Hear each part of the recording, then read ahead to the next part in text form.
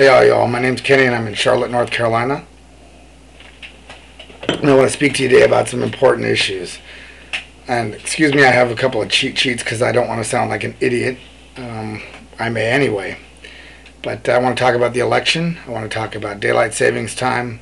I want to talk about gay marriages. And I want to talk about the war.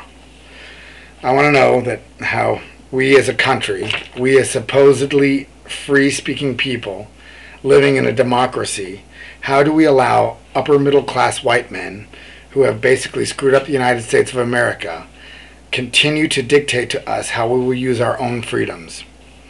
I'm the first person to exercise my right to vote.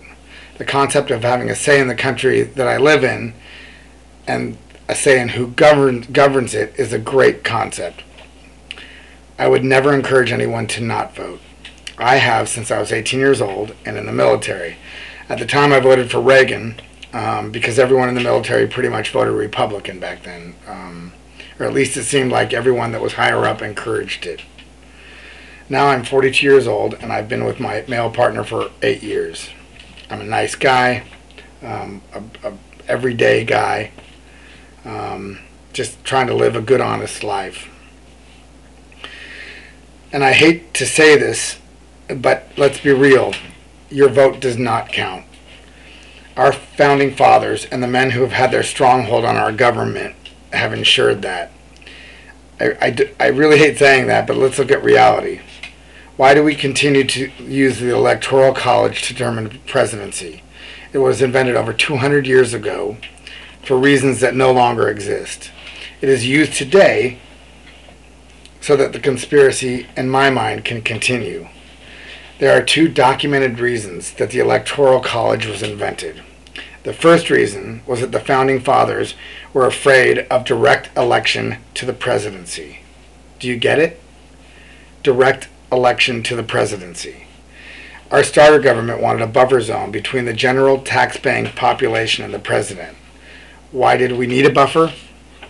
Because they were afraid that some tyrant could manipulate public opinion or bully votes for the candidate that they wanted to get in.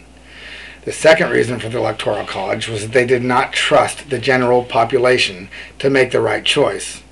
So, today, do these same reasons apply? It seems to me that the people behind the curtain still need the Electoral College to take away power from the people. Or, once the votes are in, they have the buffer zone so they can lose votes, misplace them, switch them, whatever. It seems to me that American Idol has done what America itself is unwilling to do.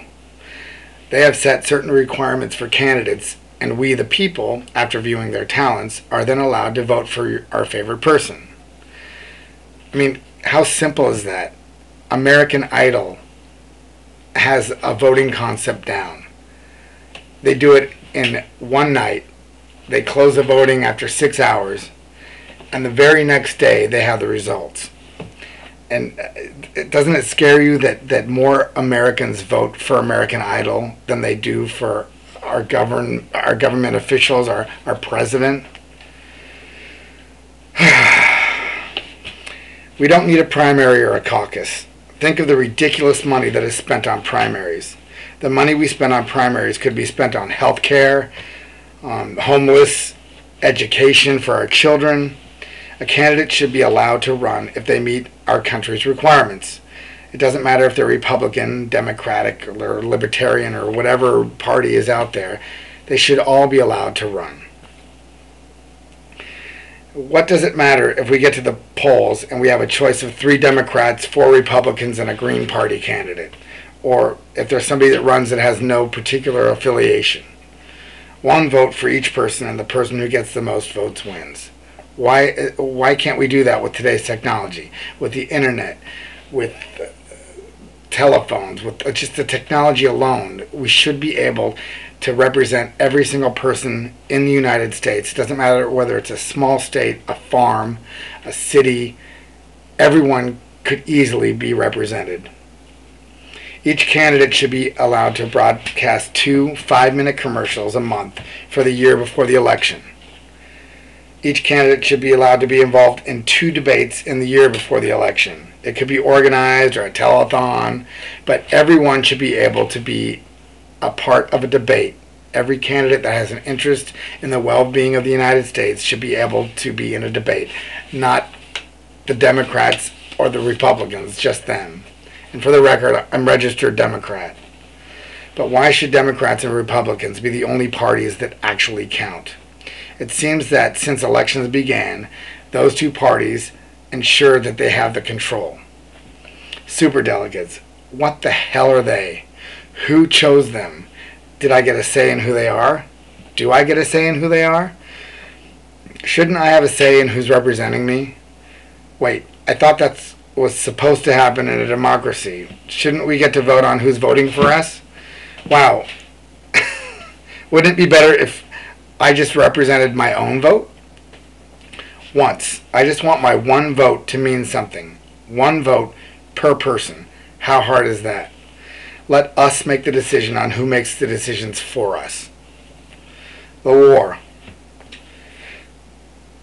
We are sending our children and brothers and sisters and fathers and mothers into a country whose people are more proud that their children are suicide bombers than if they were teachers. Now, I'm not against the military or these young heroes that are protecting us and our rights. But why are they going over? Why are they going over there? We're in a recession and we're struggling to survive every day as we pump billions upon billions of dollars into a country that most of us will never even see. Shouldn't we concentrate on the problems we have at home? And one little note on that, weapons of mass destruction.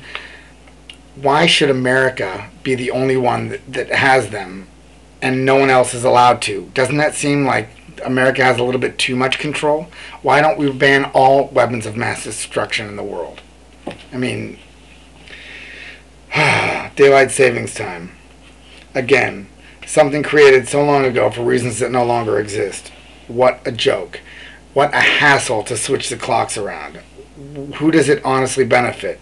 Why can't we just live with the natural seasons and let nature decide when it's time to be daylight? Gay marriage. Get a grip, people. My partner and I have been together happily and productively for over 8 years. What does it matter to anyone what we do in our private homes?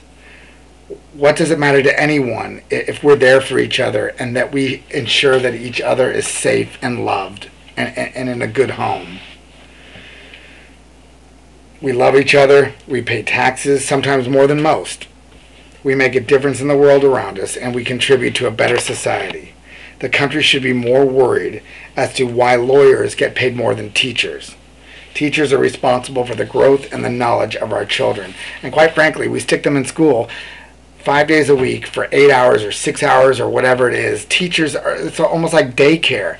These people are in charge of our children, and they get paid nothing. They don't have the money to support themselves. And then these lawyers are getting paid millions and millions of dollars to take millions of dollars away from everybody else. The society is just screwed up.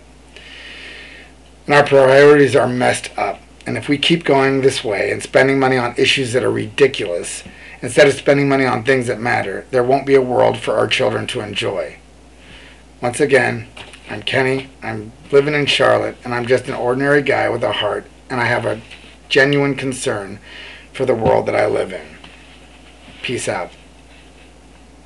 Go Hillary.